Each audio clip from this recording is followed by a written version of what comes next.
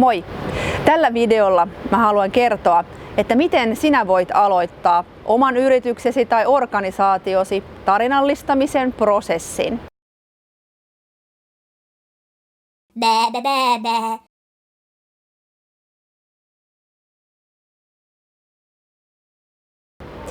Kaikkihan lähtee liikkeelle ydintarinan tunnistamisesta, ydintarinan luomisesta. Tarinallistamisessa me ei puhuta yritystarinasta, vaan me puhutaan ydintarinasta, joka laaditaan erikseen sitä tarkoitusta varten, että se toimii työvälineenä sille, miten sitä yrityksen toimintaa, palveluympäristöjä, palveluprosesseja, markkinointiviestintää voidaan muotoilla sen tarinan kautta tällaisen osallistavan, erottuvan tarinakokemuksen muotoon. Ja miten sitten tätä oman yrityksen ja organisaation ydintarinaa voi lähteä hakemaan, niin siihen mä olen osana tätä tarinallistamisen menetelmää kehittänyt Storypuu-mallin. Ja Storypuun avulla voit lähteä hakemaan liiketoimintalähtöisesti, asiakaslähtöisesti, arvolähtöisesti näitä yrityksesi tarinaelementtejä. Kaikki lähtee liikkeelle Storypuu-mallissa sieltä Storypuun juurakosta, johon me tunnistetaan se yrityksen olemassaolon ydin. Miksi yritys on olemassa? Mitä muutosta me olemme tarjoamassa meidän asiakkaiden elämään? Mikä muuttuu meidän tuotteemme, meidän palvelumme kautta? Onko meidän yrityksellämme myös jokin tällainen isompi missio, miten me haluamme muuttaa ei pelkästään meidän asiakkaidemme elämää, vaan ehkä laajemmin myös koko maailmaa paremmaksi paikaksi? Mikä on se tunne, mitä me haluamme välittää meidän asiakkaillemme meidän toiminnan, meidän palvelukokemuksen kautta? Millaisia arvoja meidän toimintaan linkittyy? Yhtenä tärkeimpänä kysymyksenä on myös se, että miten me erotumme muista. Eli sen tunnistaminen, missä on se meidän yrityksemme ja organisaatiomme erottumisen ydin.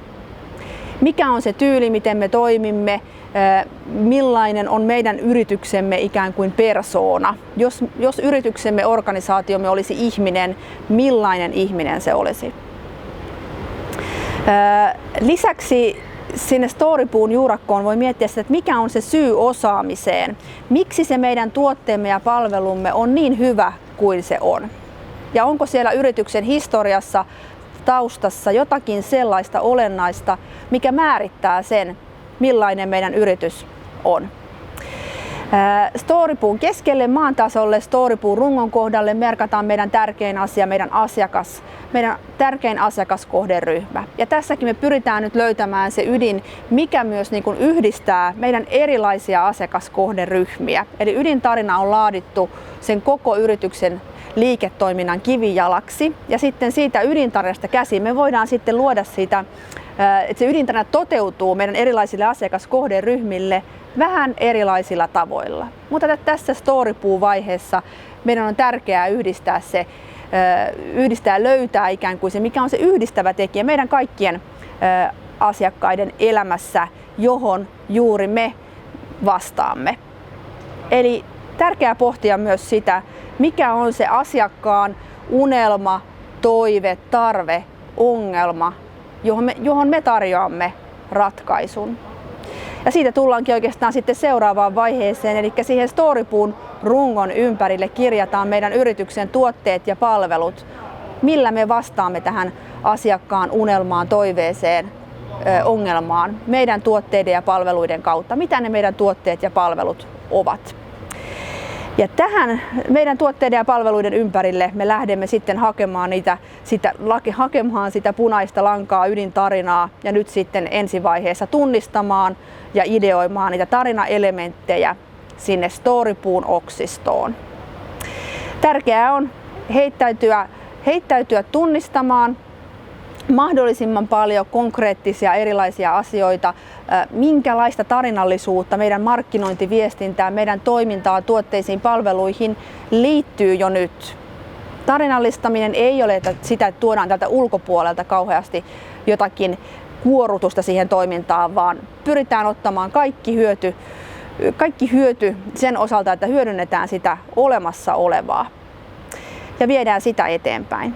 Sen jälkeen kun tarinaelementtiä on ideoitu, lähdetään sieltä sitten hakemaan sitä punaista lankaa ja katsomaan, että mitkä niistä tarinaiduista resonoivat, ja lähdetään testaamaan niitä meidän asiakkailla ja katsomaan, että mistä se ydintarina sitten lopulta lähtee syntymään. Ydintarina on yhdelle A4:lle kiteytetty tällainen elämyksellistävä tarina, jonka kautta me voidaan tosiaan muotoilla sitä meidän tarjoamaa asiakaskokemusta tarinakokemuksen muotoon. Eli vaikuttaa siihen, millainen on se meidän palveluympäristö, sekä digitaalinen että fyysinen, miten se meidän palveluprosessi, eli se palvelupolku rakentuu tällaisen tarinapolun muotoon, ja miten voidaan lähteä tuunaamaan sitä meidän olemassa olevaa markkinointiviestintää tarinallisempaan muotoon.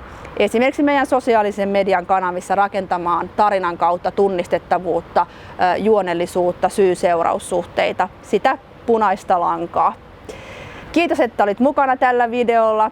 Jos haluat tietää lisää Storypuu-menetelmästä ja ylipäänsä tarinallistamisesta, kannattaa käydä lataamassa Tarinakoneen sivuilta ilmainen tarinallistamisen opas. Laitan tähän videon yhteyteen linkin sinulle, mistä voit käydä sen sitten hakemassa. Ja ei muuta, nähdään seuraavalla videolla. Ja vielä muista seurata myös Tarinakoneen firman fiktiivistä pomoa Tarinalammasta Tarinakoneen sosiaalisen median kanavissa. Yes, nähdään!